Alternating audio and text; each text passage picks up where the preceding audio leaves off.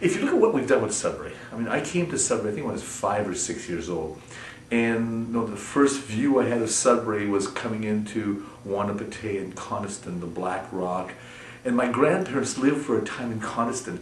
And I talked to my wife about this last night. It was hilarious. I'd go visit my grandparents in the springtime, and we'd go play in the field.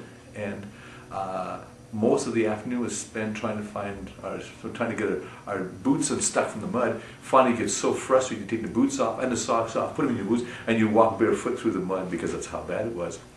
You go to Coniston now, and Wanapitei, you come in, and it's green. You come into Sudbury, it's green, and that's what this whole concept is about. It's about, you know, we've made Sudbury better for the next generation, and other people have done it for us as well. The students who lined the hills, the people who had the vision of lining the hills and planting trees and native plants to help keep the soil together. We need to do that on a larger basis now so that we keep paying it forward. What gets you involved with all these things, like poverty and the environment? You're involved with the downtown issue, with possible relocation of the trail rail lines. What moves you to get involved with all that? It'd take a lot of time, I would think. Yeah, but how can you not get involved? I mean, do you belong to the community? Do you own the community? I believe I own this community. And I take ownership from it.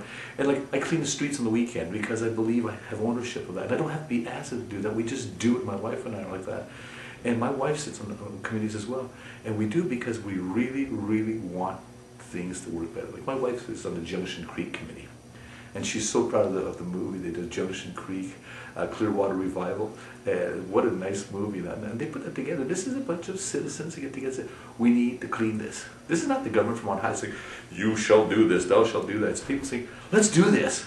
And if you look at anything the city has, attraction-wise and greenery-wise, it's come from that. It's come from a groundswell that when it finally gets the leaders, we better do something about it.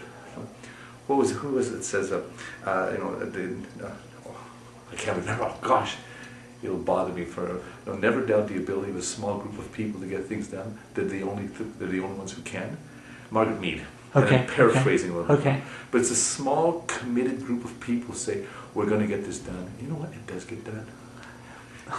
You have a passion. Where do you want to see Sudbury go? Like, what do you see yourself? Sudbury's a model of the world. I mean, you look at us, we were this big black hole laughed at, like, you know, and here we are, we're something people can look to and say, oh my God, look what they've done. And look what, they had nothing, and look what they've done. They had no trees, they had no grass, they had no greenery. The lakes were dead. And look what we have. We have some of the best fishing in the country now. We have a city come in and it is green, and we're trying to get the city to even embark on green even more. We want to plant trees everywhere. And we don't need the bureaucracies to stop us. We just want to get it done. Like, we've been negotiating for a year to put bike stands and seats on the main street in Sudbury because nobody can make up their minds where they should go.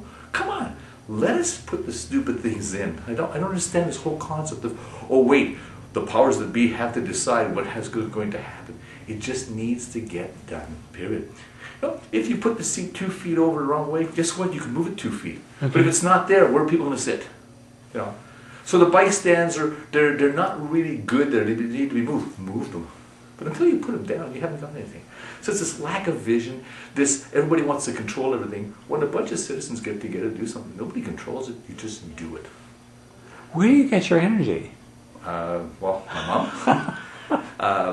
My mom was always full of energy. My dad too, very hardworking people and full of oomph all the time. My mother would literally send us back to bed in the morning if we got up and we were grouchy. You get up when you're in a good mood. So guess what? We learned very early on in my life to be in a good mood. So if you're not in a good mood, go back to bed. That's my attitude. You know, my dad's also got a great attitude. Everybody talks about the good old days. My dad's now 79. He said, Jerry, these are the good old days. Okay? So he's talking about, we have everything. Let's take advantage of it. Let's respect what we have. Let's appreciate what we have. Let's make it better for the next generation. At the same time, let's drag him kicking and screaming into helping us making it better. And that's what we're trying to do. Now, the last time people heard about you, you were running in a federal riding of Sudbury. Yeah, exactly. And now you're going back knocking doors again. Yes, I'm knocking doors for the progressive. That takes a lot of time, eh? It takes a lot of time, and Some people think I'm crazy. Some people may be right. How did you end up running for, I believe it is Hudak's? A couple of things. I guess they've been after me for a while. The provincial people have been after me, especially local people. Say, Gerry, we'd like you to run. We'd like you to consider running. I'm saying, I don't know. I really don't know if I want to do this again, because I have to tell you, I really enjoyed my experience at the federal level. So it wasn't a bad taste. I really enjoyed the door knocking, the people I met. I mean, I met thousands upon thousands of people. I've been knocking on doors like every day of the week. You know what? In all those months, like I knocked on doors from, I think it was February to whenever the election was in October, November. 7 days a week knocking on doors, and I met 2 people who were not nice to me. 2. Okay. People we disagreed with, but I'm a salesperson. Until somebody says no, you don't start selling. Okay, so we had some good conversations, and I left, and people left, and we left both sides feeling good, because hey, there's more than one side to a coin. It's actually 3, not 2. So you look at that and say, this is good. So we had some good discussion. So that part, yeah. Getting back into it, what got me back into it, I think I got pushed over during the G7, G20, and I got so upset at the provincial government passing a secret law. Like, what is this? This is not Soviet Russia. This is not communist Russia. This is Canada. This is Ontario. Ontario, which to me was the brightest light in this country, therefore the brightest light in the world.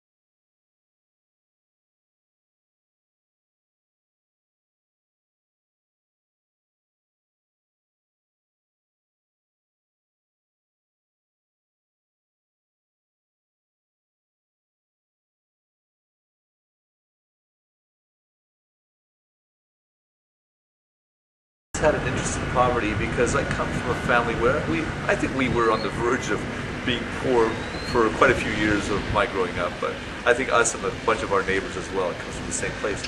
But the involvement happens because I read a lot of things. I'm a voracious reader. When it comes to poverty, one of the essays I've just read recently, which has me excited, is called the perseverance or the persistence of poverty. And I can't remember the professor's name, but interestingly enough, he talks about 5 things that contribute to poverty. The first one is education. Well, we've said it time and time again, we need education, we need education. I still see children leaving school before they even have their grade 12. You can't work at most places without a grade 12 nowadays, so we need to do something to insist or force children to stay in school until at least grade 12 and go on to college, university. The second thing is not having worked enough. And I don't mean not having worked at all, but I mean not having worked enough or not having worked at all. So if you don't go to work, you don't develop this whole concept of wanting to work or this work ethic that we need. And so children who don't see their parents go to work or never had small jobs or part-time jobs or even tasks to do at home will probably have a hard time. The third thing is lack of knowing how to handle money. Not knowing how to handle money is a factor that some of us can appreciate. Most of us never got taught how to handle money, what the value of money was, how to save, how to budget. So people who do not know have a problem. So if you give someone $140 and needs $20 a day to live, and you give them $140 a day, if you don't know how to handle money, you might spend it one day, and then guess what? What are you going to do for the next 6 days? And that once again contributes to poverty. The fourth item mentioned in the essay is alcohol. Poor people drink more than non-poor people. And the last one is crime, disobeying the law. People who disobey the law are actually contributing to poverty. The average con man in the States, study says, spends about 52 days in jail per year. The average car thief about 160 some days a year in jail. So while you're in jail, you're not making money. And the other part of it is too, is that they don't make as much money as they would make if they were in an entry-level job. So if we worked on those things with regards to poverty, where we're working on the causes rather than just throw money at the problem, I think we'd go a long way. There's also a study by Senator Hugh Siegel last year, which showed that if we made the difference up between what people make and the poverty line, we would help eliminate poverty. At the same time, we would make life a lot easier for us.